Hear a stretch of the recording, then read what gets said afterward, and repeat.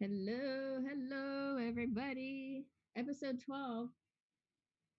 Don't look at the description. Don't look at the description? Well, I had an itchy trigger finger and it said episode 11. But we are still on Lady Luck, so let's get into it We'll right call it now. 11 and a half. Yeah, Just I a like half that. is implied or something. Hey, everybody! Woo! Another episode of PinTech Live. Kyle, looking good. Man, I love this camera. This Sony camera is great. We need to upgrade all of our cameras to be like this. Yeah, seriously. Soon. We are slowly evolving. So today we are going to be finishing up Lady Luck. Finally, it'll be our first completed project. Hopefully, one day we'll get to the roller games, and of course, we'll be bringing in more flavorful pins into the show. My volume is low. That's why I'm just talking and explaining stuff so you guys can let me know. See, you guys already know we're doing the mic check first. Yeah.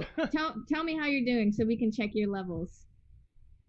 Tell me what I'm doing. I'm trying to How, remember where how are everything you went. how are you Oh, doing? how am I doing? Um, I feel really good that we were able to fix our first audio problem so quickly. There are no audio problems here. Yeah, audio problem part uno. Now, Awesome. I'm trying to remember how this game goes back together so we can all do this in real time. Okay. I'm here. I'm here. Kyle's here. We're excited. So we have a lot of like small little things that we're gonna be doing to Lady Luck and showing lots of little pin tips. And Yeah. I'll cut these videos together in small little 30-second, 1 minute clips for easy access later. But as always, this episode is archived on Facebook and YouTube. So if you're watching on Twitch, be sure to check out Marco Pinball on those other pages so you can relive these moments. All right. You can watch Kyle struggle to put an E-clip on a drop target like 15 times. Yeah. That Okay, was fun. so that was good. You did a good job. Last week we did do a whole drop target assembly for Lady Luck. We put in brand new drop targets from the Frankenstein drop targets Kyle had before. So check that out on episode 11 if you're working on a Bally Midway and need some tips on how to get that cleaned up. And okay, Kyle, we'll take it away. What are we going to do right now? What are we learning today? What we're learning is we're learning how to put a game back together. My idea was is we would kind of approach this from a, maybe I got this game and it was taken apart, or what are things I should be looking for when I'm putting something back together? What should I be doing if I can't get the right parts? And we're running into that right now. This game uses a goofy size post. It is 1 3/16 of an inch tall. Most posts you get for pinball games are 1 1/16 inch tall. And we had in stock, I just found a new product for us to bring out in case we need them. We have some red ones, but we don't have amber ones. So Oh. in lieu of replacing all of them with amber ones, or red ones, I'm going to put a couple here and there, but what if you're working on a game and, a post shatters, or, you run into a position where, you have a post that looks crummy, but it needs to go on the game somewhere? There's a few things I like to do in that case. I'm going to see if I can find one of these posts that looks like crap. These are all original posts, right? So they're 30-something years old. But you see down here, you see how it's kind of cloudy and cracked up on the bottom of this thing? This is, Yeah, this nice. plastic is getting super brittle. There's some of these things are actually missing teeny little chunks. And let me see if I can find a good one. What you want to make sure you're doing when you, here we go, this is a great one. See how that guy, see how it's missing its ring, sort of? Oh no, that needs to be So replaced. this thing, with a few good ball hits, this thing's going to shatter. So what I'll generally do in a case like this, if I don't have new posts or if I don't want to put new posts in it and there's only a few that are bad, I'll swap them out. you'll take the ones that take a lot of hits from the front of the game and put them up in the back of the game where they're not taking as much force. This post I probably won't use, but let's say I have a good one here for this gate. Can we bring the camera over this way? Yeah, so let's tilt down and get a nice close-up shot. So we've got a post that'll absolutely work. It's got a chunk missing out of it. It's not too bad. But what I'll generally do is you can rotate that bit that looks really bad out of view, right? So in this case, nice. I can put this post, it's covered, it's out of the way, and you can use the good side of the post. This is something, again, I'd only do this if I can't get the right part, like in this situation. But, even if you're just going in and you're quickly cleaning up your game, you're like, oh man, that looks like junk, and oh dang, I don't have any more targets, or posts, you can rotate them, make them look nice. On this game, I think I am going to mix a couple red ones in just because I do have a lot of these that are really crummy even after I scrubbed them. Mm-hmm. So I'm going to get to work on that. But this is a good episode where if anyone has any questions, please bring them forward. I'll have lots of time to talk. Yes, we have a masked camera person zooming in from across the side of the room. Yes, and, we are very, very well split apart. The camera has incredible zoom, which is the nice thing about new quality cameras. Kyle, Family Games on Twitch said, thanks for looking into their pivot bolt issue. And, yeah, I saw that. Crystal brought that to my attention. I thought it was hilarious. It was like, you used a picture from my roller games as like a reference. It's like, this is the part I need. It's like, oh, cool. You're like, I know that part. Awesome. So one thing you can do, again, it's like I didn't take pictures when I took this apart, but I wanted to reinforce, like, there's things you can do to remember where things go without needing to take pictures. This game uses a lot of like metal sleeves. It also uses posts, but you can see around where a lot of these posts went, like if we could get a zoom in on that, if it zooms in far enough, you can see a witness mark right here of where this wide bottom post used to go. So obviously, right, okay, I got to put a post here. If you see the witness marks where the metal posts go, they're a lot smaller.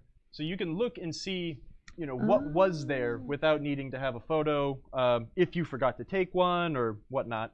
So, if you forget, do not fret. Nice. We need to get another. All right, can we move a blue camera actually to be a little bit wider so we can see Kyle's face as a reference, and then that way we can keep the Sony as a zoomed in camera. Oh, okay. And we got a cool message from Mof Cole on Twitch, Kyle. They say they're just getting into pin repair and restoration, but are you worried about shorting out yourself or the pinball with the playfield powered up? No, not at this point. There's nothing really that could zap me. I mean, you've got plenty of light bulbs on, but at this point when I'm not working on anything mechanical, I prefer to have the game on, especially if I'm moving light sockets or I'm putting light bulbs into their sockets. So right. I wanted to demonstrate that. I have a few points where I'm going to put a couple LEDs in this game so we can brighten it up a bit. Bring that camera up a teeny bit. Kyle's so tall. Everybody. Yeah, I mean, we could just do a neck down. That's fine. But yeah, having the game on right now is nice for me to be able to put lamps in. If you are worried, if you do not necessarily know your way around it super well, if this is the first time you're working on a game, it's probably best to leave it off until you're comfortable and know what you can and cannot touch. Yeah, and definitely if you're lifting the playfield up and doing anything underneath, let's keep the power off. Absolutely. So yeah, again, it's like putting a game back together. It's all about just using the reference marks. And we mentioned last week about the difference between like something that takes a T-nut and a wood screw. You could tell that too when you're looking in at this stuff here. If we could zoom in somewhere around here maybe. This hole right here is really wide. And you could see a little nut down there. That's because it takes a machine screw, right? This hole is a lot smaller, it's a lot tighter. You can tell that a wood screw had gone into that. So, I see sometimes when people take things apart, they will they'll kind of take all their hardware and they'll lay it out in the position it used to go in, and that's great. But, you know, in this case, you can kind of use some light detective work to remember where some of this stuff goes. So yeah, you know, pinball involves lots of senses. Eyes, Nice. well, I guess not taste. I'm like, which camera is which? Unless you're licking batteries to see if they're corroded or something like that, tasting for that acid, but I don't recommend doing that. Another thing we're going to try doing too is rubbering this game without a rubber chart. You know, it's like, thankfully, for pretty much every single game, we have a rubber chart that'll help you put everything back together, but you know, what if you have a game that, you know, you have some rubber and you really wanted to get this game rubbered up, but you don't have any rubber chart for it? It is not the end of the world. We'll use some deductive reasoning to try to figure out where all these bands might go. When I'm doing top-end work like this, when I'm done being dirty or something like that, I try not to mix rubbering a game with like working underneath, right? You're gonna get your hands all dirty and nasty and grimy, and you're gonna touch these perfectly clean white rubbers, and that's a good way to make a game look dirty right after you serviced it. I guess I like to split like doing pinball repair into like a few things. It's like, I guess the easiest way to split it would be like dirty and clean work. Would you ever just wear gloves when you do the rubbers? I don't like wearing gloves because personally I lose like a lot of sense of feel is really important, you know, when you're tightening things down, or you know, I just personally don't like wearing gloves when I'm doing this stuff. I know a lot of people do, and there's nothing wrong with it. It's just personally I prefer to feel everything. Say if I accidentally, you know, pet my dog and then start rubbering my pinball machine, and now I got some nice dirty marks on it, how would I clean those rubbers? You can kind of clean rubber with just a clean cloth, but you know, when you start getting like the black like coil dust or dirt onto them, it's hard to get them clean again. So I just like a microfiber cloth. Is it wet or? No, just go dry. I mean, sometimes, I mean, I've seen people clean rubbers with what's it called? Lighter fluid. Lighter fluid takes away a lot of that dirt, and it's really safe to use to clean things. Just don't smoke around it, I guess, or have any open flames. But like, just try to keep your hands clean. That's pretty simple. So yeah, we're gonna come through here. This game uses a lot of these little 5/16 rubber rings, so I'm just slipping these things on all of these posts that I had taken off. Off camera, I went through and I gave it just a light cleaning. The game was pretty clean before, but there was some dirt. I put a couple coats of just carnauba wax on the game. Cool. I know waxing is kind of, some people love it, some people hate it. And honestly, I personally don't like waxing games too much. It makes them too brutal. But sometimes when I'll go through a game and like really clean it up, you know, it is nice to put a little layer of protection and speed the thing up a little bit. But that is the fun of pinball. There's so much personal choice.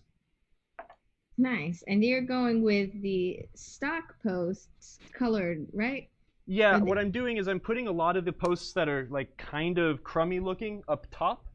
Because again, even though they're brittle, they're not taking any hard hits that are close to the flipper that could cause them to crack and continue shattering. So I'm putting some of the crummier ones up here where you won't notice them, and I'm saving some of the really nice ones for down low. Nice. Mitchell Reader asked, what brand of wax do you use? It's a carnauba wax, right? Yeah, I think I have a tin of Mother's or something, just like a pure carnauba wax. I am a car guy, so it is nice to be able to have certain products that work for both of my silly hobbies. So yeah. And I'm thinking, actually, here's why pictures are nice. I just realized that I've been using the wrong posts to attach these guys up here. Oh.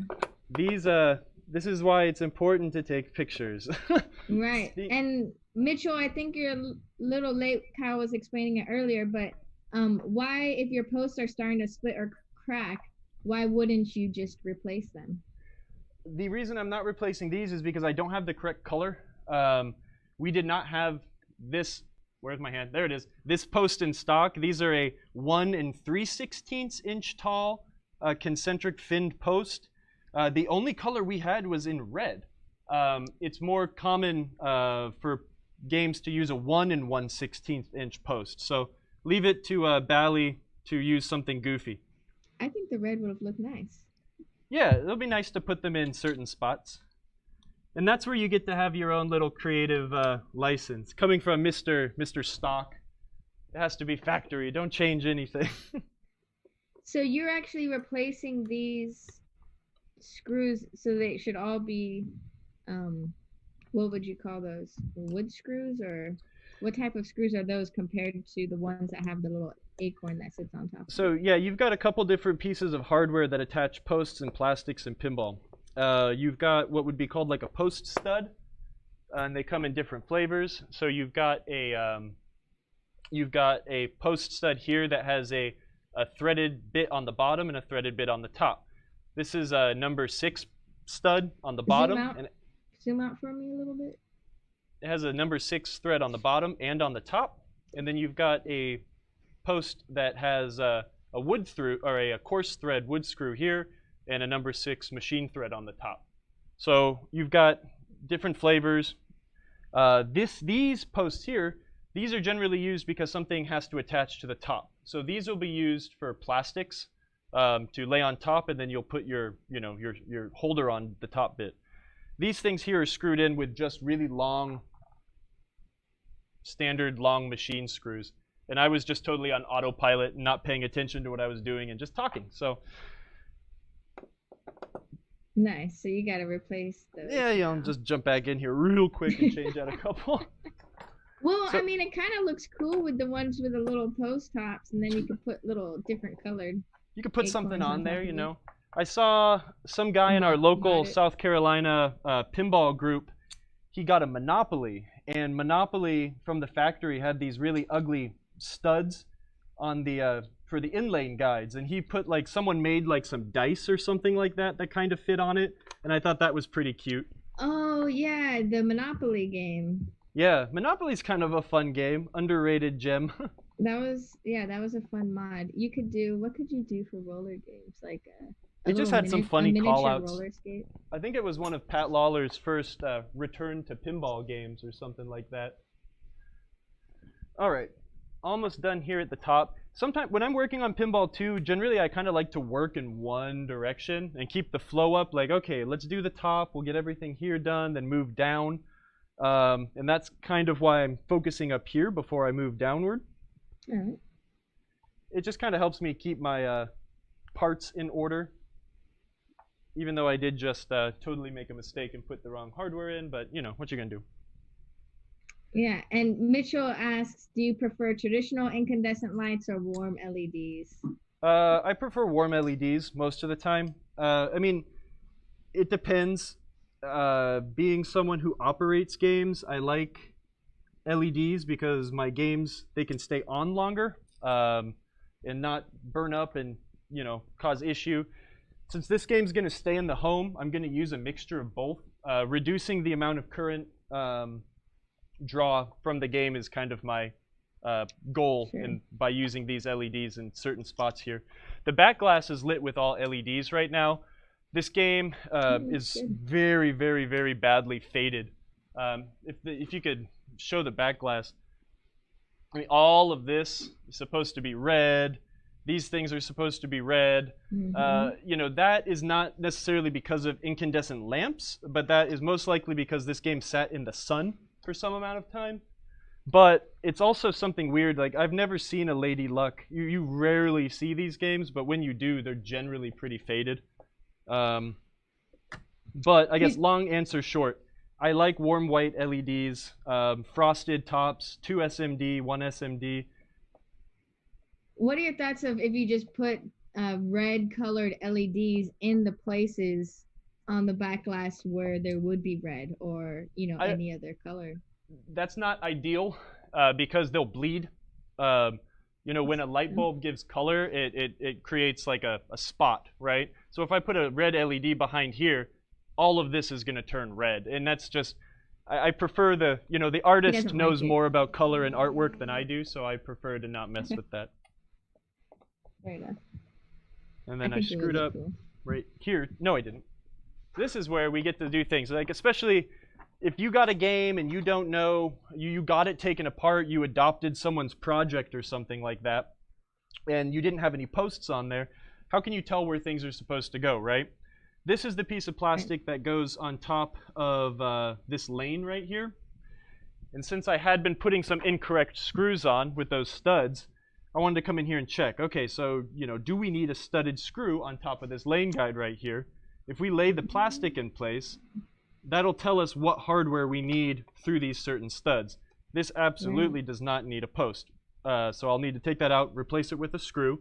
But you can see, you can use this to your advantage when you have everything off, if you forgot, if you took a bunch of pictures, but of course the one picture you don't have is the one place that you really need some help remembering where things went. You can use those witness marks once again in the plastic. Yep. Be a pinball detective. Yeah, or archaeologist or something, Oh, sure. Archaeologist. That's my favorite term. I like to tell people that. I'm a pinball archaeologist. I'm like, what? What do you mean? So, yeah, I mean, I'm sure a lot of you have probably adopted... Oops, oh, man, I am really not concentrating. Adopting a project that, someone had taken apart and never finished or something like that. It's tough, especially if you don't have photos, especially if it's an old game, right? An electromechanical or something like that. And you can't go on Pinside and find a bunch of people that have pictures of it all over the place. It does take time to kind of reverse engineer the game. But Kevin Moore said, what about replacing the metal bells on the plastics? I won't do that unless I need to. Again, it's like I'm not doing some crazy, polish everything, pinball, rebuild or anything like that. But these things aren't easy to replace, the little bells. Oh, is that what he's talking about? I wasn't sure what he was talking about. Yeah, so Bally was very guilty of this, and they used these bells to space their plastic, and they're notorious on lane guides at the bottom. And what happens, especially on the lane guides, is that the lane guides will get chipped up from the ball hitting them, and then you'll get a bunch of nasty ball hop, or the ball might get stuck in a spot. So when you have to recut these things, it is difficult to get these bells out. Right. If you don't mind ruining the plastic, you can use a heat gun and try to peel the bells out to get them out of their... what it is these things sit up through the plastic and then they're flared out. So they're captive inside the plastic. So to get them back in, you need to remove them from the plastic, straighten them out, get them back in, and then try to flare it out gently using like a press or a roll pin or something. It's not easy, but it's very satisfying when you do that. I used to have a Fathom that was like, the ball would get stuck on the one side, and then when it would return through the in lane, it would hop super bad. So it's really, really worth it to do it. It's just kind of a headache. So I recommend, especially if you have a lot of games or you have some junked games or something like that, try practicing a few times. Or, if you go to a pinball show and you find a couple pieces of plastic, get those things and, practice first. You don't want to ruin your new pieces. Nice. But yeah, they're evil. They're awful, and I hate them. And that's like an older game thing, or still on newer games you have that? No, it's on old games. It's mostly like 80s Bally games. I don't think Williams ever used anything like that. I don't remember. Maybe they did. Maybe on some of the older games. Actually, I think they did. I remember working on a what's that game called? It's super cool, Cosmic Gunfight. And I remember that game having some of those evil bells. There we go. One thing done. Yay! We'll get this spinner back together. I can see a big hole here, or a big imprint here, so we know it used a post. And I think I'm going to slip another one of these red posts in there, just because I'm actually enjoying using them. I do see it is a wood thread, so but we got to put the rubber on before we install it here. This is the rubber that generally goes on all of these concentric fin posts like this are the 5/16 rubber band. They're really easy to slip on. Bingo. Be gentle with spinners. You can really gum up the wire and the switch underneath that attaches to the switch when the thing spins. So be gentle when you're moving them around if you don't remove the entire assembly. If you're just doing a little bit of gentle work like this, you really don't need to remove the spinner. There we go. What's the post right in front of that red one? Do you need to put a rubber on there too? Yep, we'll put a rubber on this one. This post here protects the wire form for the spinner from taking like a direct impact. Let me jump into my handy dandy parts box really quick, and I'll grab that little mini post rubber. I'll get a couple of them because I think this game does have a few. And they're teeny and they always go to the bottom. Should I show you over there? No? Okay. Make sure you put the text on the bottom. Makes everything look a little bit classier. There we go. So, again, it's like, I guess the one thing I really wanted to demonstrate, or at least show how easy it was, is I was thinking about knocking a T-nut out to show people how not to be afraid of a T-nut. And also, if you had a hole that would not tighten up. Yes, I'm excited to see those. Those are really good skills to have. See if I can actually find a bad one really quick. So, Doist02 on Twitch asked is there a rivet tool that will recreate those flares? I guess that's for the little metal pieces on the plastic. I don't know. There's probably a much more elegant way to do it than I do it, but I've always just used hand tools. Some good needle nose pliers and some picks and my little bent screwdriver. It's really handy. But there might be. Oh, but there is. Oh, there is a rivet tool. Oh, okay. Oh, can you post a link of that tool? Yeah, show me that. I'd love to see it. Everyone else? Sorry, I read that wrong. I think we're going to fill this hole just so I can show people how to do it. This hole is okay, but. And so this is for a wood screw. This is for a wood screw. I'm gonna break this dowel because it's really long. Let's zoom in. Let's get nice and close. What I might do, I'm gonna gouge the hole out a little bit, and it actually kind of makes me feel really bad. But come on, focus. Come on, camera focus. Let's see. The camera's in focus. Everyone watching is just afternoon drunk right now. Yeah. Come on, guys. Okay. Okay. This so feels what are you so doing? You're bad. making the hole bigger. Yeah, I really hate this, but I want to show people how to fix it. Okay.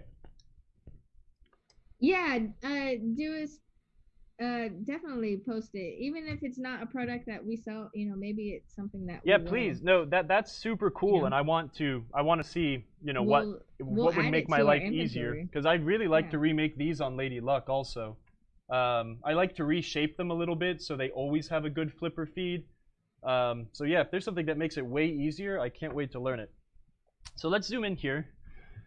Let's say we have a hole that's like so blown out it is not usable anymore. The post just rattles around and it makes you sad. The easiest way, the way I do it, there's multiple ways. Someone brought up chopsticks. That's super cool. I can't wait to use that. Toothpicks, they work great. I have little dowels. I like to use these. What we'll do is we'll put some glue on the dowel, stick it in the hole, cut it flush, drive it in. Super simple. If you do notice, there are like 3 holes here, and there's the hole in the middle is drilled out. They would do this on some older games to give you like easy, medium, and like liberal or conservative, difficult play styles. So you can move these posts in and out a teeny bit to make the outlanes wider. If you want your game to be super hard, bring them all out. But I'm going to leave it the way it is because this game's actually pretty brutal. To do this, I have my flush cutters. I have some glue. Glue. And I have a dowel. Does it matter what type of glue you're using? I don't know. I always just use wood glue. It's wood going into wood, so that always works for me. I think I've used Gorilla Glue before, and that works fine. Don't do this over the playfield and smear glue all over. That makes the ball go slow. Yeah. Ooh, gosh, that would be so terrible. Don't get glue on here. This is a nice Don't shot. drop glue on the floor, because then it's annoying to clean up. Put a little bit of glue on the bottom of the stick. You don't need a ton. Get this guy into the hole. Wiggle it around and spread the glue out. I'm going to grab a towel because I've got glue on my fingers. One sec. Okay, and then we'll get our handy dandy flush cutters, which I left right here. And be careful doing this. Yeah. You don't want to scratch the playfield, but get this nice and flush, get it flat up against the playfield, and just give it a snip. Now, we can go back in.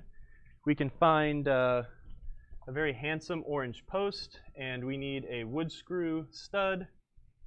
I'll get my nut driver. Center it as best you can. The dowel is a lot softer than the birch or whatever they make the playfields out of, so it should center back in on that hole. You might need to add a little bit of pressure to start. It'll get nice and tight. When you are using these old posts that are kind of brittle on the bottom, don't go super ham wild tightening these things down, because you'll find that they will start to shatter and crack on the bottom here. Nice and tight. Yeah, Kevin Moore says use tight bond. Stay away from Gorilla Glue because Gorilla Glue expands. Yep, Gorilla Glue expands. Gorilla Glue does make a wood glue that works, but yeah, I'm using just some tight bond too. It's cheap, it's everywhere, it works well. Nice. So yeah, if you ever had a problem like that, that's how you fix it. It's super simple, Wow. Don't worry. If you have a screw, That's that's awesome. something you could do in 5 minutes. Take the plastic off, take the rubbers off, pop the post out, fix it.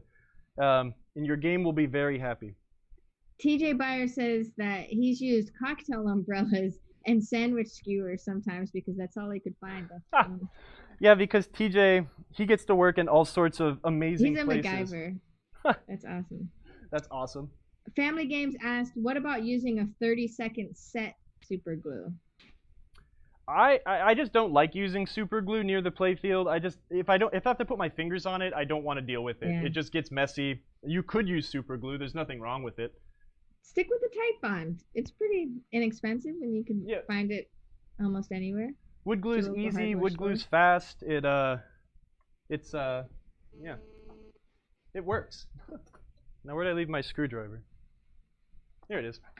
So this is a spot where you have to remember, I've done this many times on games, where you forget to put the captive ball back into the captive ball alley. Oh, nice. Don't pull a Kyle, put your ball back in. Some games use a much narrower rubber. Let me get some examples of this. Sorry, I'm stepping off camera again really quick.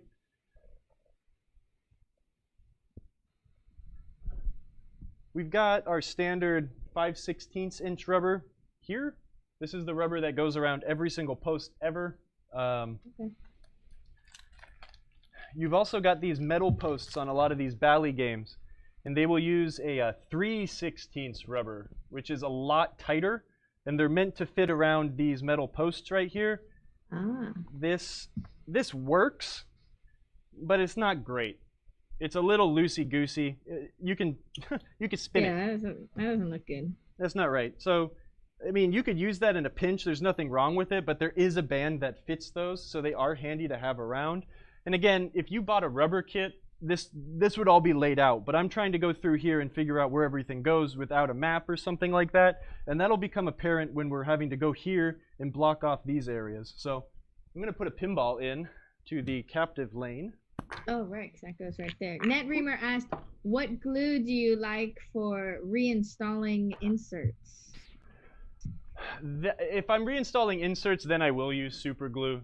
That is something I did learn from my mentor. It's difficult, though. I try to avoid insert work as much as I can. You know, if a game really needs the inserts to be taken in and out, that's something I generally will like disassemble everything, and it takes a little bit more work than this. If an insert's super cupped, I like to use that resin. I forget what it's called, but I had a dropper of it. It's the same stuff that Mike Sheese at the Pinball Museum uses. And you could fill up a cupped insert with some of this resin very gently, and that will help keep the ball from going crazy or getting stuck. Nice. When you put a captive ball there, I know for the actual ball that is in play, we always want to make sure the balls are in really good shape and not scratched up. Is that as necessary in the captive ball area? it's kind of like more Should I necessary in buy? the Yeah. captive ball area in the Oh, sense okay. that a game probably, if you're doing this to a game, it probably hasn't been taken apart in a really long time.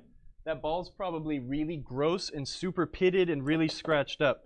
And you'll notice on a lot of games that do have those captive balls, they have a Oh, very, I very, see. very severe wear mark where the ball travels in that the captive lane. So, I mean, the balls are cheap. I'm just putting a new ball in here because I'm in here. Sometimes if I'm working on something and, this ball from the game is like, that's okay, and this one's really bad, I'll swap them. Nice. But, Yeah. yeah. Joe brought up an interesting point. He said there are 5 pinball machines named Lady Luck. Do you know all 5, Kyle? Let's quiz Kyle right now. I know that I think there's like 2 Gottlieb games called Lady Luck. There's I know there's one called 1953. Diamond Lady that's like really similar looking. No, I don't. You've got Gottlieb me. makes a Lady Luck. Williams makes a Lady Luck.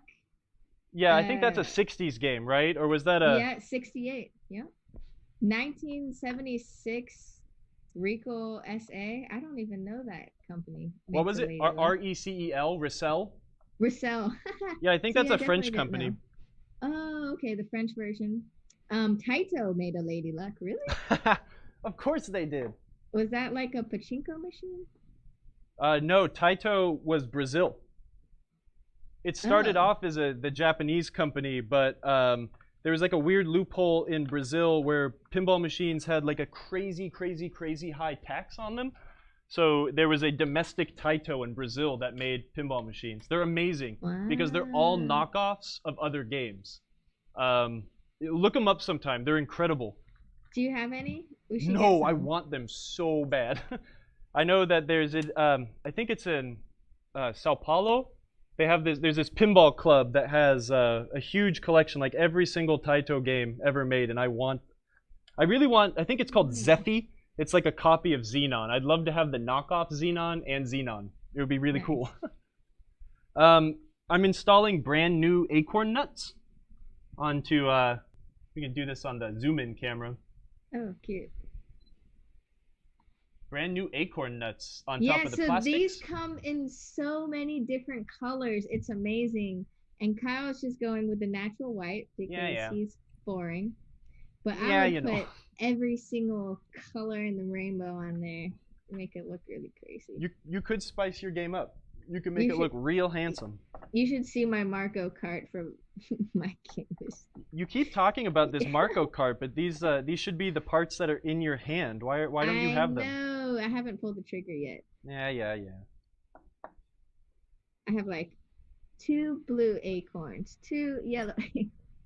But I did get, a batch of like 30 of them, just white, in case I change them. I mean, they're pretty affordable. If you're making an order and you want to round it off or you need more parts, just buy a bunch of these. You need them. Right. Like, they're so handy to have. These and the rubber cap ones that you stick on. If you've got a bunch of Gottliebs, get the speed nuts. You always need these things. Okay, so behind these drop targets, I think when I put LEDs, or if I'm like selectively putting LEDs in a game, sometimes I don't like to put them like right in the view of the eye so they're not like super distracting. So I think we will leave these incandescent lamps in here for now, but we will swap a few of them to LEDs in a moment. I'm gonna pop these guys in here. These use a machine thread. Again, lots of things that are in direct path of travel of the ball will use a machine thread because they're a lot stronger with that T-nut supporting it from underneath. Mm-hmm. So we'll install these guys here. And now we're going to get to do a little bit of creative problem solving because we've got to put a rubber band behind both of these guys. And we don't know what size it is. So let's... I've got a huge pile of rubber on this table over here. I'm going to go grab a couple sizes that are close, and we will eyeball and see what fits and what does not fit. And this is assuming you don't have a manual to... The manuals, I mean, they're so-so. They're handy, but they don't generally have like a map 100% of the time. So this is assuming you have some parts, but you don't have, you didn't buy a rubber kit, and oh, you know, I've got a bunch of rings laying around, but I don't know where they go. I don't know what size they're supposed to be. You can figure this out with a little bit of deductive reasoning. This is a pretty simple game. Some games, they've got really complex webs where the rubbers need to be stretched around, but you just have to remember that the rubber keeps the ball from going where it isn't supposed to be, right? So the ball's not supposed to come in here and hit this lamp when the pop bumper knocks it this way, right? So we need to put a rubber band there. Your first, you know, inclination might be to get something that fits not too snug and be like, oh, that works. But then balls will sneak underneath them. You have to remember, like, the point of the rubber is to, like, induce bounce back and create action as well as keep the ball out. So, you know, if we were to try to snug this, and remember, on rubber rings, they are printed with their size. You can look and say, okay, this is a 2-inch. Let's try stretching this 2-inch. I mean, that works, but it's not great, right? That's terrible. There's all sorts of wiggle room. That's not going to work. I liked the zoom in. That was good. Let's see. This one here is a 3/4 inch ring. Earthquake. Now, we could stretch this 3/4 inch ring on there, but it is... What's up? No? I like that one. It's not good. But you can kind of tell it's fatter here and it's really thin here. It's being stretched too far. So let's try something in between, right? Okay, here is a 1-inch ring. Okay, we'll go up 1/4 inch. Yes, Kyle does install the rubber rings with the raised text facing down. Yes. So you don't see them. That is, you get like extra class points if you install them with the rings, the text facing down. I don't know why, but that's like one of my pet peeves. Okay, well, I think the 1-inch actually is a good fit here, right? It's not too tight. It's got some bounce back. It's not super, super loosey-goosey. So when this pop bumper hits the ball down here, it's going to have just enough tension to kick it back and not let it be too loose where the ball might get lodged underneath. So I'm going to say 1-inch ring works pretty okay here. Now, if we look back and the manual says, you know, oh, that's a 1 1/4 inch ring or something like that, is the 1-inch wrong? No, it works. The 3/4 inch ring worked, right? But it's, you know. Nice. That's awesome. Crystal says it's 1-inch ID as per the manual. And no, don't give me cheats. I don't want to know. But thank you. But that's the thing, right? Even if you don't have the map or something like that, right? You could go through here and kind of figure out where things fit by. And I guess a lot of it does come from experience, right? Is when when you know when something doesn't look right, and when that 3/4 inch ring stretched super tight around this, it didn't look right. Where this feels a lot more natural. It's not super tight. I didn't have to really stretch the thing over. Nice. Well, Kyle, while you're there with the pop bumper, we had a question about that. From Family Games on Twitch asked, what screws hold the pop bumper caps on? So he's got this a Williams comment missing screws on the pop bumper caps and is trying to figure it out. This era game did not use screws. These are really commonly broken also. Let me zoom in on this guy. These guys, there's 3 tabs that hold this to the body. So you can see where the 3 tabs are. If you wiggle the top bit, I can see 1 tab's here.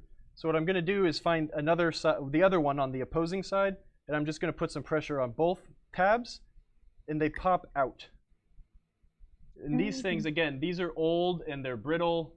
These tabs break off very common, and you will see people that have drilled a hole in here and drilled it into the body to hold it in place.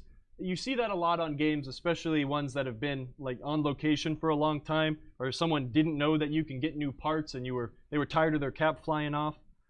So these don't use screws. And this is unique to the early mid '80s Bally games. I think all the way up until maybe some of the last games like Truck Stop, maybe they use this kind of stuff. I don't know. Then these rings are a separate piece as well.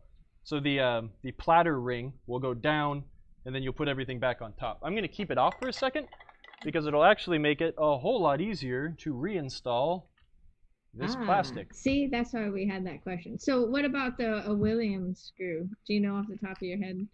So what a about comment? what size are the screws on the Williams games? Yeah. I believe they're a number 4. Okay. A number 4 by like 1/2 inch coarse thread screw. I believe. I don't remember. I'm sorry. Oh yeah. Okay. Carrie's trolling me. He said, "FYI, Emoto ID equals inner diameter, and Not identification. OD is Outside diameter. Outer. Oh, I was gonna say So outer diameter. we've got these rings also kind of go on in a tricky way, and these tabs on the hot bumper body themselves can be busted. So be gentle when reinstalling them, because replacing a pop bumper body is not fun. Try to just apply even pressure when you're getting these things on. Slip it on one side and then try to snap it down around the others. And then they do rotate, which is fun and exciting. Nice. Some caps had graphics on them, so you could install them with like the Medusa head facing the wrong way. So I think that's probably why they allowed tolerance, so they can spin like that. Right. And you actually did a pop bumper installation on roller games, right? You did Yep. a little disassembly. Yeah, So and that will That's be one of our earlier episodes. that would be really similar to this game, or to a Bally game also. Williams and Bally pop bumper disassembly is pretty much the same, minus a few little intricacies here and there. So that was easy, right? 1 inchers. Well, what about this? Or let's do this one because it's a little more in screen. Oh, yeah. You've got all sorts of rubber ring, or all sorts of posts, and this might be confusing. Where do things go? Well, this one's easy, right? We have a 3/16 inch ring. We'll slip that on down. And if we look at this again from a point of what is the rubber supposed to do? We want to make sure this switch can be activated, and we want to make sure that the rubber or the ball can't get stuck or do anything goofy. So I'm going to get the post, and we'll do this too. We'll make sure we're using the right post. We've got our plastic. We will lay our plastic down where it should go. And this post right here, or this playfield post, does need a stud. So we'll make sure we use a stud. I'm going to use a red one because why not? Yes, family games. We do have the Bally style of pop bumper parts on our websites. We have pop bumper parts for pretty much every game. There's a few parts that are a little harder to find, but every like mechanical wear item part you should be able to get. So now looking at this, it's kind of a goofy arrangement of these posts, right? But I know what they're trying to get me to do here. You might think, well, okay, let's put a sleeve or a 5/16 inch ring here, and then, well, wait, this is out of plane with this post right here. So if we stretched a rubber around this, the post's going to be, or the switch is going to be bent back all weird and goofy.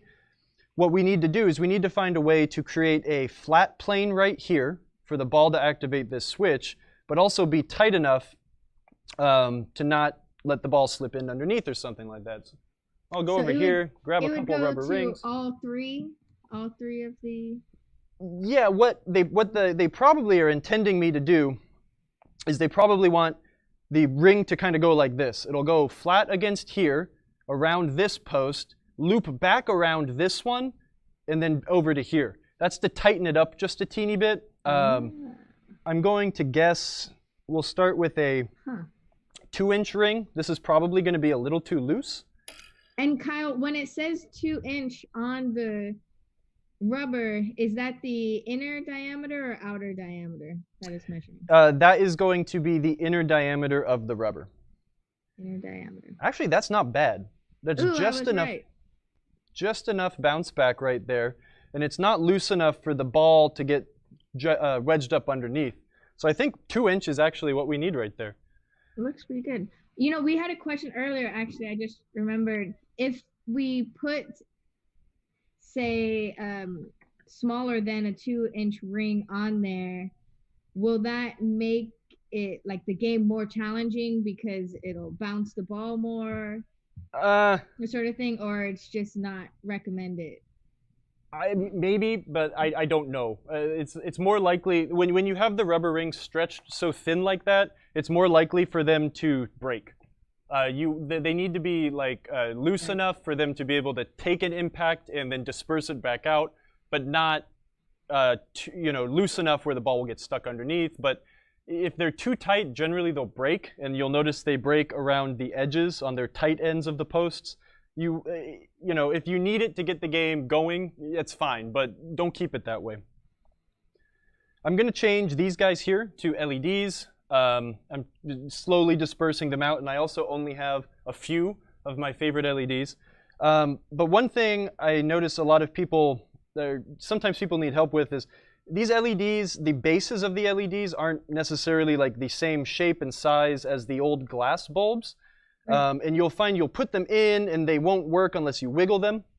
One trick I like to use is if you spread these leads out on these wedge-based bulbs like this, this will allow the socket to grasp these things a lot better, and they work better. I'm sure, I don't know if people have ever had trouble with that, but I hate when they do that. Okay, another thing that's difficult with these wedge-based sockets is when you try to push bulbs in, they bend down and out of the way, so they're hard to put the bulbs in.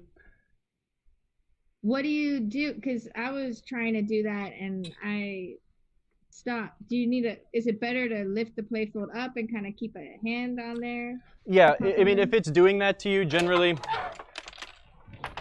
I'll make sure that there's no loose posts sitting on the playfield. Whoopsie. Sorry, I set you up for that one.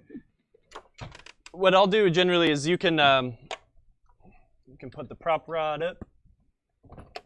You can, and again, if you're not comfortable doing this, it's best to turn the game off. But what you'll do generally is you could put your finger underneath here and hold the socket while you're pushing the bulb in. And that'll keep it from bending back in and making it difficult to insert the bulb. So, but I would, again, if you're not sure of what you're touching, definitely err on the side of caution, turn your game off, and then turn it back on to make sure it's working. This bulb is out. I'm going to nope, it's just lazy. Just wiggle it. Sometimes a bulb needs a good wiggle. They just need a little bit of wiggling, break some of that dirt between the contacts. We'll slide that one in. Am I going to get lucky? Yes. Okay, so yeah, now since we're here, double check. When you're putting new rubbers on, they're generally tighter than the old rubber. So you want to make sure that you have the switch behind it has enough gap. So it's not always closed or it's not way too far away.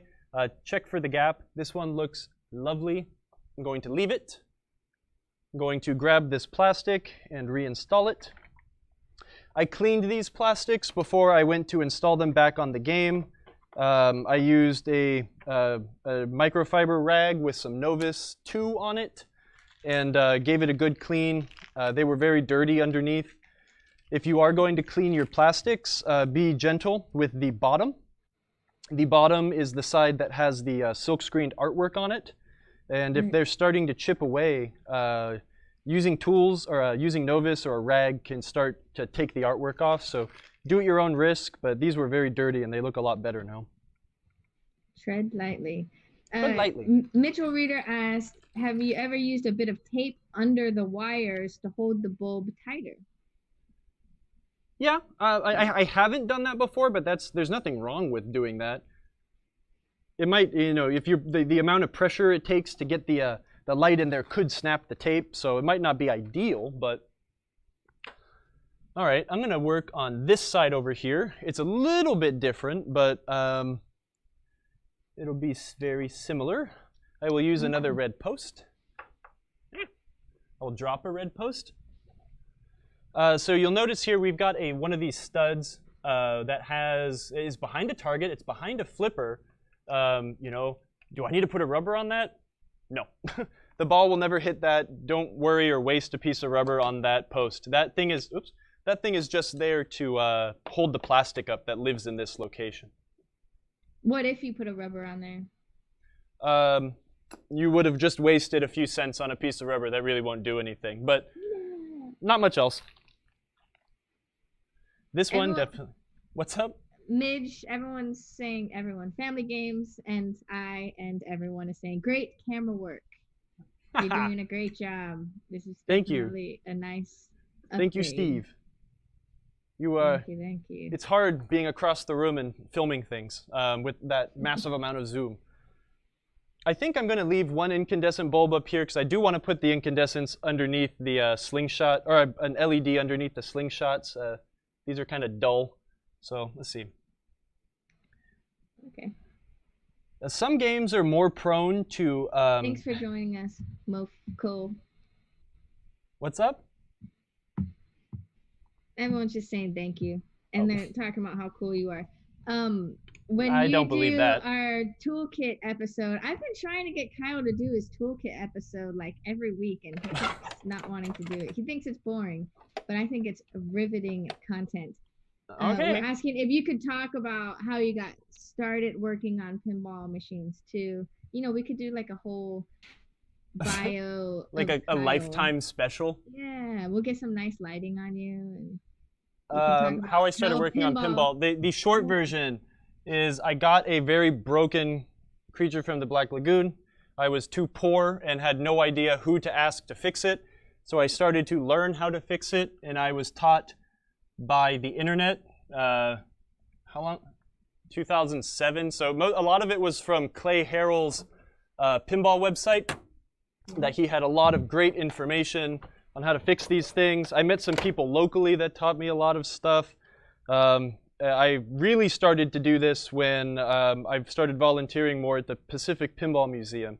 And I got taken under the wing of some of the most dedicated, brilliant pinball lovers, incredible humans. If you're ever in Alameda, California, check out the Pacific Pinball Museum. You'll be in for a fun time. Absolutely. This is a 2.5-inch ring. This looks like it would probably stretch out pretty nice around these posts. When looking at this, though, we do have 3 contact points, right? I could probably just get a 2-inch ring and stretch it from here to here. Is that wrong? No. If this is, not what the manual says to do, using a 2.5 here, is that wrong? No. Does it keep the ball out? Does it make the switch work? It's fine. There's no, there's a lot of wrong ways to do this, but there's not, a ton of right ways, or, you're not going to lose a ton of points on doing anything if you kind of get creative sometimes. So what I'm doing here is I'm making sure the equator, the casting mark of the rubber, is not twisted up. I have found sometimes if you do have a rubber ring that's twisted up, they like to roll back to their natural state and slip up. So when I'm installing these rings, I not only make sure that the text is facing down, but also that you're stretching it on evenly and flat. Nice. If you need to visualize that, there is the casting mark. It might not show up, but there's a line around here. And if what I meant was if you're installing a rubber and it's kind of installed twisted like that, rubber wants to bounce back to its original shape. So I always try to lay them down flat and not twisted. It's a great tip. Yeah, pin tip. Pin tip. Market for a pin tip. We'll put this guy on. Everything looks dandy except for it's kind of smudgy. Where'd my rag go? Here it is. Yeah, we'll do a toolbox thing. I think that'll be fun. It would be good because I've needed to clean my toolbox out for a long time. So we can sit there and just, do I need this? Nah, get this out of here. A lot of my tools are for working on video games too. I have a lot of like insulated screwdrivers and mirrors and stuff like that when I'm checking like monitor adjustment. So I guess we could talk about what you would need if you're trying to get a pinball toolkit. And I can tell you not to buy crazy insulated screwdrivers because you won't need that for this. If you do switch things out to LEDs, they are brighter and they do toss more light. So you might find more shadows, or you might find that you can see spots from underneath. Again, I like to use, for general illumination, for everything really, I like to use LEDs with frosted caps. I really, really hate seeing pinpoints of light on LEDs when they're not using a frosted cap like this. Personal preference, it's just the way I like it. Absolutely. Got to diffuse the light a little bit. Yeah, it just kind of looks better to me. So, all right, we've got a post here that needs to be put in, and this is a wood screw. Let me see my remaining orange posts here. Let's find the nicest one. There's some of the nicest ones. This one looks good. There is no plastic that goes here. The only plastics we have left are this one, which goes here, and then 2 Slingshot covers. So I will be using this, where's the camera? Right here. A wood screw to attach this one. I'll throw that in. Nice. Welcome to the show, Jay Bovenzi. Sorry you're late to class. That was my bad that I did not update the topic. So Jim's like, I don't want to see drop targets again. Yeah, I've seen. Like, I know all about drop targets. Bovenzi's like, I learned about that last week. I'm not tuning back in. Hey, you should just be attending class anyway. But welcome. We're glad you made it. We were wondering where you were at. Family Games asked if do you use 1 SMD or 2 SMD frosted lights? Personally, I like the 2 SMD lights because they are a bit brighter. I do like the look of the 1 SMDs at some points, but the thing is I don't want to spend and store dozens of different LEDs. So over the years, I've kind of just I've toned it down and kind of found the ones that I like best. And to me, I personally like the 1 SMDs the most. Or the 2 SMDs, I'm sorry. The 2 SMDs, right. That is what I am using here. Oh, cool. NetReamer said, for those who might be interested, Pacific Pinball Museum EM machine will be featured in a Twitch stream tonight at 7 p.m. Pacific. Oh, nice. So follow Outer Orbit on Facebook to find details and a link. And if anyone ever gets to San Francisco, Outer Orbit is a really, really fun place to play pinball, and they have great food and drinks. All right, so we've got 2 sizes of rubber here, 1 1/4 inch. It's kind of tight. That ain't right. This one is a 1 1/2 inch. It's flying. That looks pretty good. It's a little tight. I can kind of even out the distribution of the rubber a little bit, but that's okay. That'll do. I like it. All right, we're down to the last few posts here. Oh, wait. We have a plastic to install. DeWisp02. Sorry, I keep butchering your name. If you are actually in South Carolina and looking for camera operating on our stream, sure, shoot me an email. Send us a little message on marcotv@marcopinball.com and we can talk. We are always looking to upgrade our stream. We have a few other show ideas too that we want to do eventually, but we have to build up our team. So yeah, unfortunately, I can't just spend all day doing this. I actually have work to get done in the office, but this is my favorite time of the week. Talking and teaching people about pinball. Okay, we have 2 more posts to put here. On this game, they used these skinny metal posts at the top. Oops, I have the wrong stud. I'll thread this guy in here. Oh, where are we going? Okay, cool. Nice. So these are for the slings. I have my hand on the play field right now, and it is crazy. I'm so used to working on games that are all, you know, crazy LEDs everywhere and stuff. And this game is very, very hot. LEDs run so much cooler. I did watch a video someone posted once about when you swap in a game to LEDs or something like that, the current draw from the wall. Someone put like one of those measuring things between the wall and the game, and they just go down substantially. Incandescent lights are such a waste. It's not like, you know, you're going to save a bunch of money by switching all your pinball games to LEDs, but, you know, why not? It'll keep the game cooler, which is better all around, right? Well, it's especially good for the back glass. Well, this is fun. I'm totally missing 1 post. Huh. Figures. I'll look inside the game. Maybe I set it in there or something, or it fell through the cracks. This is why having a magnetic bowl is essential. Yes, that is in our slideshow right there. These guys went up here, and they're a teeny bit shorter than the ones that are down here. Having some memory problems, too. I'm going to swap the posts up here that are holding the drop target doodads on. Oh, geez.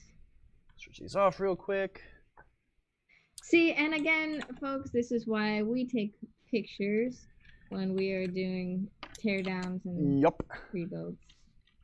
Here's another thing, too, actually. It is true. Here's another thing you have to be aware of. This is more common. Oh, no. Where did I put it? Sometimes manufacturers are evil, and they will use 2 different size posts. No. So now I get to look, and I see it. It's right here. Okay, that was really easy. Sometimes Bally used some looks like a 1-inch post behind the drop targets. So these are a lot shorter, which is why when I was trying to install this post stud, it wouldn't reach through the 1 3/16 inch post. You've got a 1/4 of an inch maybe sticking out the bottom of this post. You've got a 1-inch post here, and you've got a lot of meat sticking out. So be wary, keep your eyes open. These posts are actually kind of crummy, so I'm going to turn them so the nice side is facing up here, and I will absolutely try to get back in and replace those with a suitable replacement. The other one I installed here. This is really common on games like WPC games. You see that a lot. I think on Adam's Family there's like 3 or 4 different length posts, and it's really frustrating when you're doing a playfield swap. I've done a few Adam's Family playfield swaps, and I never want to do them again. So I probably won't. That's a job I will deny next time. So you actually did find the post as well, right? Yeah, I noticed that one of these lane guides at the top of the playfield was leaning a little bit. It didn't fall. No, but I am missing one of my studs potentially. Oh, okay. Well, then maybe the stud is in the back of the cabinet from when you raised the playfield to hold the light socket. That was NetReamer noting that moment. I sure hope not. We'll find out. It'll be around here somewhere. That's my favorite part of pinball is wasting time. Oh, hey, check it out. I found it. It's on the floor. All right. Perfect place. Awesome. Always work in a well-lit space. James, I just sound like a dad giving all this like weird life advice. James needs to get a pinball machine and start working on it. Yes, it's a perfect thing to do when you are quarantining at home. You have plenty of time to learn and watch and fiddle and fix and break and then fix. Not everything is straightforward fixing a lot of times. I mean, especially when I was learning, I broke a lot of things and did work 3 or 4 times because I did something poorly. I tried to, since I was doing this for a job, getting paid by the hour and charging people by the hour, it's important to not waste your time or the customer's time by having to do things twice. I say that as I'm finding posts that I put all over the place in the wrong spot. But, that being said, don't be afraid to make mistakes at first. Basically everything's fixable unless you burn the thing to the ground. So, pro tip, don't do that. Yeah. But don't be afraid to make mistakes. It's making mistakes builds confidence, and this is not everyday skills you need when, All right. Yes, pinball is fun. And challenging, but that's part of the fun. Very fun, very challenging. All right, I'm going to install... Okay, we're back to the slingshots. Yes, let's get down on the slingshots. Now we have the post, we have the stud, we have the post. Whew. This light bulb is 10 billion degrees. If you're working on a game, and you'll be able to tell this when the game's off, if you see blackened light bulbs, replace them. Ooh, that's a cool tool. Show us your tool. See that thing? Yeah. I will. See how blackened, this thing is this thing's ready to go. It's not going to last long, but when they get like this, they also become super inefficient and get really hot. So this tool, I don't remember where I got this thing. See you next week, Mitchell. Thanks for coming to class. Bye, Mitchell. Thanks for coming. It says Mill Amusements, but it's It's a little pliers that fits light bulb heads, and there's a rubberized tip so you can grab and twist and pull out. I think I might have gotten this from Steve. I don't remember who I got it from. It is a handy tool, though. Yes, we all enjoy Kyle's philosophical pinball parentheticals. Hey, thanks. These sockets for the slingshots are at a goofy angle, so I know that when I try to push them in, they're going to start pushing backwards. So instead of wasting time, I will raise this thing. We'll get back underneath. Let's do this the safe way. Even though I know I can do this, the light socket's all up here, but it's, you know, I'd be touching things and maybe shorting things out using my highly conductive body. Play it safe. I've already flayed the connections out on this LED. I will put my finger underneath this socket and stick the bulb in. I will do that on the other side as well. Oh yeah, Magic Ditto, what's the part number for which things?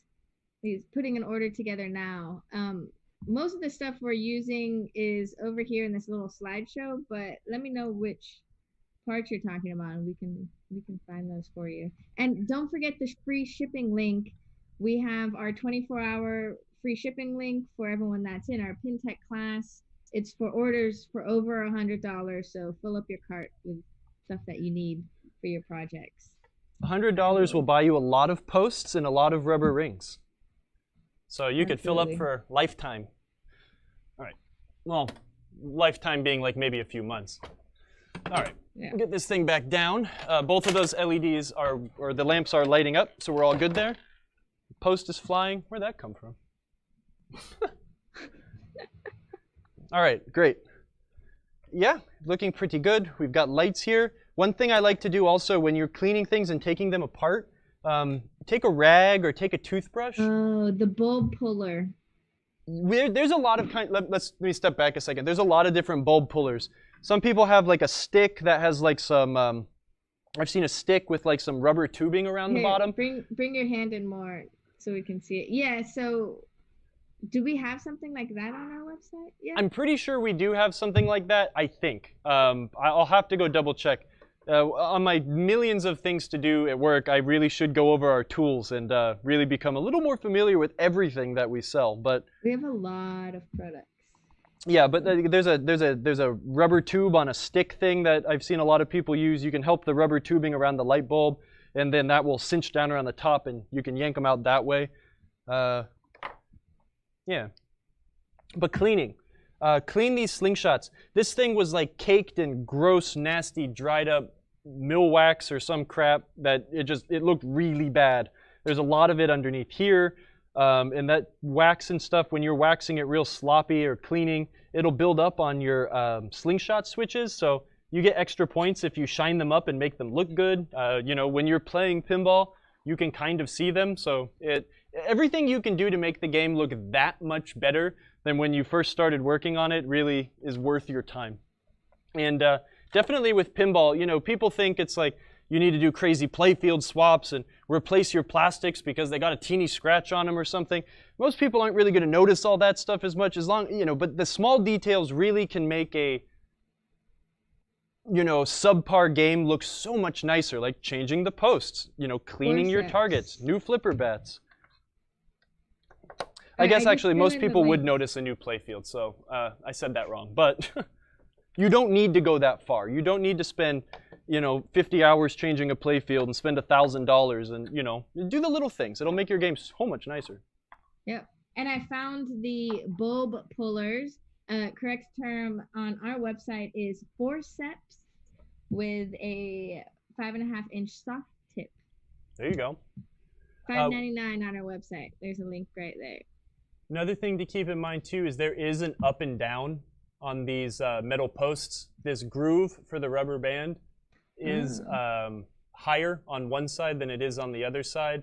The bottom, the longer side goes towards the playfield. If you took all of them off, you might have a problem. But since I didn't remove all of them, I could reference like, yes, okay, one side is taller, one side's shorter. I'll put them back the same way. Nice. All right, so everything is tight. I had all the plastics off. I've tightened every post, every screw. Nothing's loosey-goosey. We even filled a screw. We didn't do a T-nut, but we'll make sure we do. No, come on, let's do a T-nut. It's kind of too late now. Wrap it up. Does it take a long time? No, but I just don't want to take everything back apart. These T-nuts are a little hard to get to, and then these ones are surrounded by the drop target, so it's actually not the ideal candidate. I know on roller games I do need to replace some T-nuts. So when we get back with roller games, I'll make sure I start working on, or we do that. And that reminds me, I need to bring roller games over here so we can do that. Yes, let's do roller games. So what else? We're waiting for a few more parts to come in for roller games? Yeah, we're waiting on the coil stops still. And then I need to do a little bit of research to make sure we're using the right plungers. Williams issued a service bulletin that said, hey, the way we originally designed this ramp diverter sucked, so we're going to change it. And some roller games, you know, had it done at the factory, but a lot didn't. But they didn't include like part numbers for the updated parts, for all the updated parts. So it's been a bit of archaeology taking my ramp, which had some updated things, and my new ramp, which did have the updated things, and trying to figure out what way they match. The coil stop, I believe, on the updated part is longer than the original. So the original plunger that attaches to the diverter might not be the right size. So I need to do a little bit of research once I have all the parts in front of me. And then we'll be able to sell it as an upgrade kit. That would be awesome. I'm going to put the Slingshot on. These are 2.5 inches. Yeah, so another thing Kyle does at Marco Pinball, besides just being awesome and teaching us all how to work on our games, is he helps develop new products and, you know, finding old products and games and being able to bring them back so we can have the parts we need. So yeah, make sure that was awesome. All games get to live another day. Adjusting Slingshot switches. Let's kill the game. Ooh. And let's get in here and show this. I'm going to get a switch adjuster. I am going to get a screwdriver. I'm going to get my bendy one because it's handy. Okay, so let's try to frame this guy right here, if that's possible. It might be a little far away, but I mentioned up at the top how rubbers, when you install a new rubber, they're tighter, right? So the gap that these switches were adjusted for, which were good for the old loose rubbers, might not be ideal for this. And I can see here that the rubber is very close. The switch is very close. So what you'll have, people call it like the machine gun effect. The kicker will come forward, and then it will slam back, and that rubber rebound will close the switch again, and you'll get that happening. Right. So when this is the perfect time to check for that kind of stuff, instead of putting everything back together and then realizing, oh crap, I have to take it all back apart again. I'm going to get in here and just use my switch adjuster. You should do this from the bottom, but this is a small adjustment I need to make. I'm going to just bend it back a teeny bit. And I've created a gap that's maybe 1 millimeter wide. Sorry, I don't. Metric is a little bit easier for me to measure those small gaps. So it's small. But what you want to make sure is that it has enough of a gap to open and close. But you also want to make sure that a ball, there's enough of the gap is small enough so a good glance will make it fire. Good slingshot action makes a game more fun and difficult. So that looks pretty good. I'll adjust this side accordingly. This one's very close. Do this with the power off. Never adjust switches with the power on. I can't tell you how many times I've blown switch column drivers because I thought I could do this fast, and then a 3-minute job turns into a 30-minute job. No, always keep the power off when you're doing stuff like that. Come on. All right, let's power this thing back on. Oh, flipper rubber. That's important. Let me get some new flipper rubber really quick. I need 3. You need 3, yeah, because there's the one up top too. Flipper rubbers do have text on them also. Point it down. Insert it on the back, pull it forward, make sure it is seated up against the bottom of the groove at the base of the flipper. This one went down a little too far. Perfect. Get this one on there. What about flipper rubbers? What's the best way to clean them? The best way to what? To clean them. Again, Roncinol lighter fluid works pretty good, but if they need to be cleaned, they're not expensive. Replace them. The game's going to play a lot better with new flipper rubber. It'll be extra grippy. Did you just say put lighter fluid oil on there? Yeah, seriously. Lighter fluid works wonders to take this grime off. Again, do it safely in a well-ventilated area, but lighter fluid is really good at removing adhesive and dirt. Wow. I'm not kidding. So I just put a little dab of it on my microfiber cloth and then wipe the flipper rubber? Yep. Try it. But again, just replace your flipper rubbers. They don't cost anything, and the game's going to play 1,000 times better. So I always keep piles of flipper rubber around, because once they start getting, chipped at the end, or they start getting really dirty, they've lost a lot of their grip. And you'll notice that the ball just plays so much differently when you have fresh flipper rubbers on the game.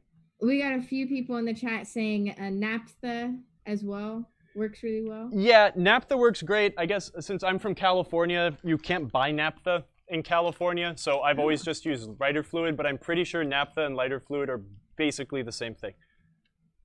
Nice. Yeah, that's what Magic Ditto said. Cool. Cool tip. All right, we've got fresh new acorn nuts. I don't like to tighten acorn nuts down with a tool. You can tighten them super, super tight, and I'm sure everyone's noticed or had this happen that's worked on a game before. You go to remove your acorn nut, and the whole post starts coming up. I like to keep these things just nice and snug with your finger, and they'll hold themselves there. I guess while we have that mentioned, if your post is coming up and you're trying to remove your acorn nut, get your screwdriver. I'm sorry, this is a screwdriver now, everybody. Get your wrench, an open-ended wrench, and make sure it is the correct size head for the stud. Some of them are 5/16, some of them are 1/4. You can grab the you can grab the hex part of the stud on top, and then grab this, and you'll hold the stud going through the wood or the T-nut from spinning while breaking this loose. This is tight, so I can't get this on all the way, but I guess. So something like, what is going on here?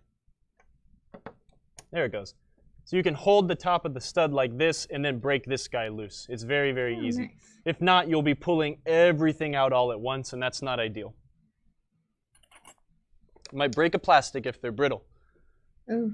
But man, that looks good. I can't wait to play this game. Beautiful. So it's all done. We finally finished a game on PinTech. Finished. I mean, I admit I did all of the electronics work on this game when I bought it a year ago or whatever. Actually, we're not done. There's one more post rubber that needs to be installed. 2 more. We're never done. Pinball isn't always an ongoing. No, because every pinball machine's broken, and I'll play this game 3 times once we turn the cameras off, and it will break again. That is just a constant thing. If you do it right, if you spend the time going through it one time, you will have so much more fun over the course of your ownership of your toy, because you won't have to constantly be fixing the thing. That's part of the fun, though. They do break. You've got a steel ball rolling around on wood, hitting plastic and rubber stuff. Steel always wins, so you will need to open up your game and learn how to fix it. And I'm trying to teach y'all how to not be scared to do it. It's fun. I think it's fun. You're doing an awesome job. So can we see you play? No one wants to see that. All right. It's the victory round. Oh, and so you are installing new balls. I saw you put silver jets in the cart. Why would you use silver jets over the regular pinballs? I just like them because they're really shiny. We have a ball with a hardened, shiny coat on them called a silver jet. They're wonderful. The one thing you have to make sure you don't use these silver jet balls in a game with magnets. The process they use to get these balls like super, super, super shiny increases their potential to become magnetized. In this game, not a big deal because there's no magnets and you don't have a ball trough. But sometimes when balls get really magnetized, you'll have a problem where all the balls are laying in your trough, right? There's the ball in the front and it gets kicked out.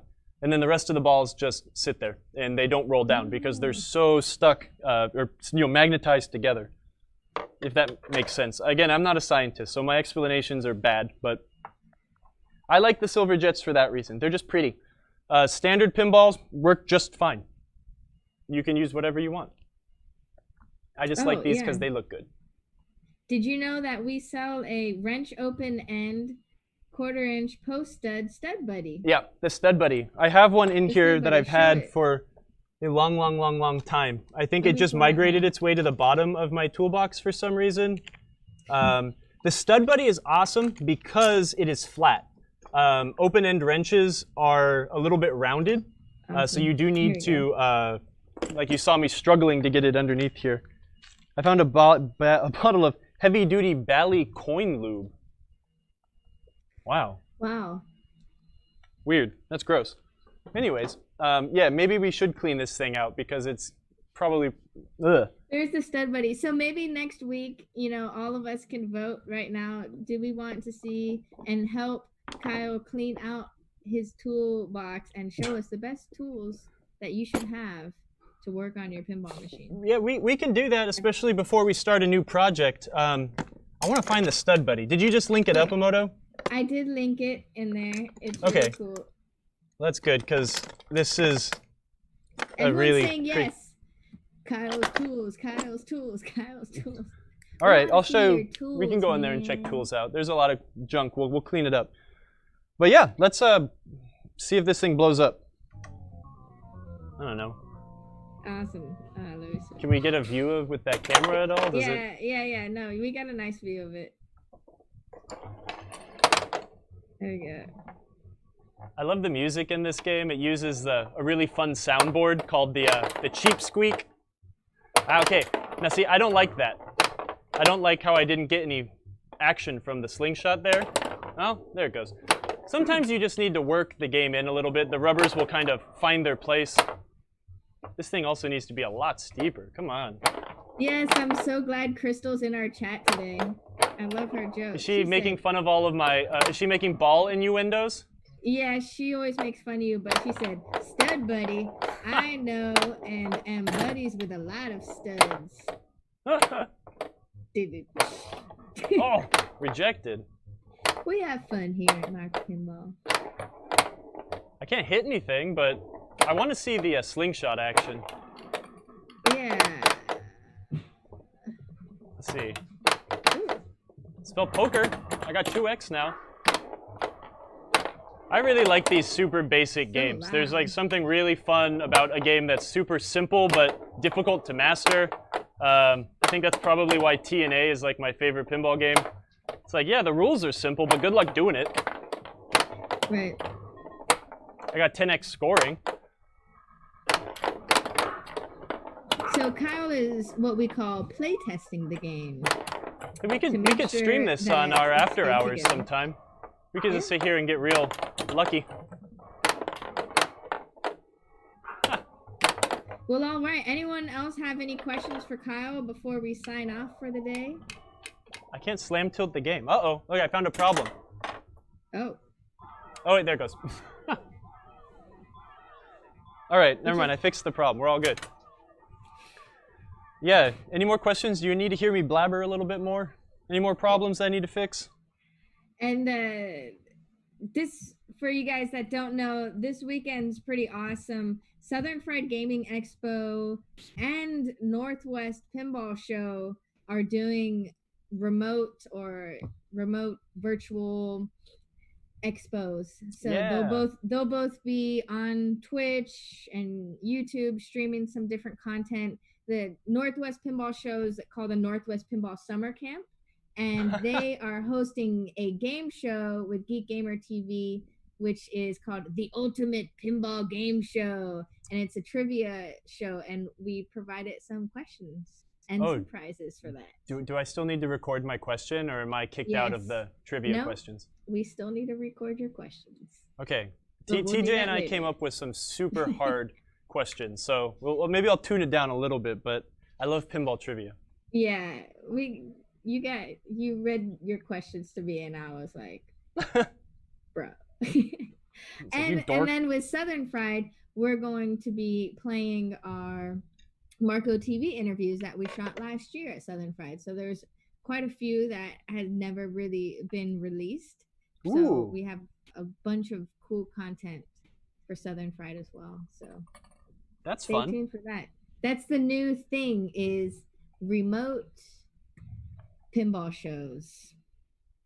Oh, and there's just so much going on. Final Round Pinball Podcast just recorded a Pinburg quiz trivia thing that I believe they will be playing this weekend too, I think. Because this weekend was going to be Pinburg, and I see everyone on Facebook having their sad, we're not going to Pinburg blues. When a super rad pinball tournament is canceled, that's never fun. I just noticed this game also needs a new shooter barrel spring, so I'm going to put that in right now too. Oh, perfect. It's a good thing I was talking about all this stuff, so now we can... The game was not finished. Nope, not finished. That's the thing, you got to remember, we're going to do this on camera too. Your game, there are a few things you need to make sure, everything needs to be touched, down to the shooter rod and shooter tip. And it's like I said, those finishing touches, right? This beautiful, shiny shooter barrel spring looks a lot better than this rusty piece of crap that I'm going to take off and show y'all real quick. Sorry, so continue talking about the great things going on this weekend. Yep, I'm done. Oh, okay. There's a lot of great stuff going on. Yeah, there is a lot of great stuff. So many people are streaming pinball now. Twitch is the place to be if you are looking for something to do. I know a lot of y'all are following us on Facebook or possibly YouTube. Twitch can be intimidating at first to get used to, but it has an awesome community. That's gross. Let's get that out of there. Yeah. So that's the thing. You always replace this. Just, use your free shipping thing and just buy consumables. Buy a bunch of these. Buy a bunch of washers. That's not even the right washer. Buy a bunch of these things and make your game so much nicer. Absolutely. Let me get the correct washer out of my parts box real quick. All right, cool. Our free shipping link will last up until tomorrow at 3 o'clock. So nice. So get on it. Night loading your cart. And we are going to be doing this free shipping link, this 24-hour thing for just our PinTech peeps every week. So if you don't get it this week, load up your cart to get ready for next week, and then join us in our stream and find the new link, hang out, heckle Kyle. Heckle me. This rod is a little rusty. Cute dogs. It's okay to reuse, but we're gonna the proper way to assemble a shooter rod. You take your rod, you get your spring, you get a washer. The washer is there to protect the bushing. This game is unique. It doesn't use a coil sleeve like bushing like Williams games do, but this washer is here to protect the bushing. That's all it's there for. There are two of them. So you put one in through, you put that side through here.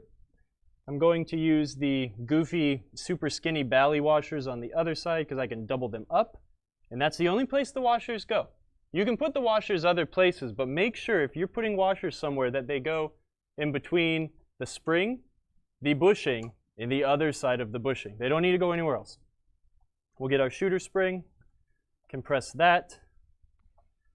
A lot of the time I see both of the washers right here, protecting the E-clip from the spring, and that's just not necessary. Put that E-clip back on, and the finishing touch for today will be a new shooter tip, rubber. And now this game is ready to be enjoyed. It's beautiful. Yay. Why wouldn't, did you just say that? Why wouldn't you replace the other spring? It's not bad. Oh. It's not, this is rusty and it looks like, this is rusty and looks like crap. This can be rusty and look like crap inside the game and it doesn't matter. But this, It's this, again, it's the small little touches that make a game so much nicer.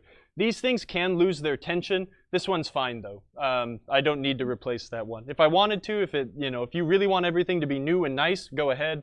But this one, it'll continue doing its job in my game. Awesome. Yeah. Very cool. This game has a lot of lights.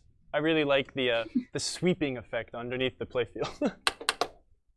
Yeah, so thanks for sticking it out with me. I hope everybody learned a little something about Bally games. I'd like to do more Bally games. I want to get one that's like totally dead and try to fix it for everyone on stream and try to use a stream of thought sort of thing and teach you what I'm trying to do. I've got a ton of Williams games over behind us in our studio, but I just don't like System 3 through 7 games. They are a little more, I don't know them off the top of my head like I do these Bally games, so we'll figure something out. But we can do it together. Yeah, well, there's a really nice fire over there. I was thinking about either doing fire or there's a space shuttle. The thing is, the space shuttle kind of works. It's just grody. The fire, I have no idea what's going on with that game, so that might be a fun candidate. Nice. So, awesome. And for the last tip of the day from NetReamer, who gives us so many awesome pinball tips. He says, a shooter rod polishing rust removal tip. With all other hardware removed, put the non-handled vendor of the rod in a hand power drill and run the drill while holding a scrubby pad on the rusty post. Absolutely. Oh. Keep your fingers safe, but that is a great way to make them shiny again. Very cool. It's hard not to make all sorts of infantile jokes when talking about balls and rods. So this is pinball serious. No joking around here. It's a good way to end the stream. And on that note, goodbye, everybody. See you next week. Bye, everybody.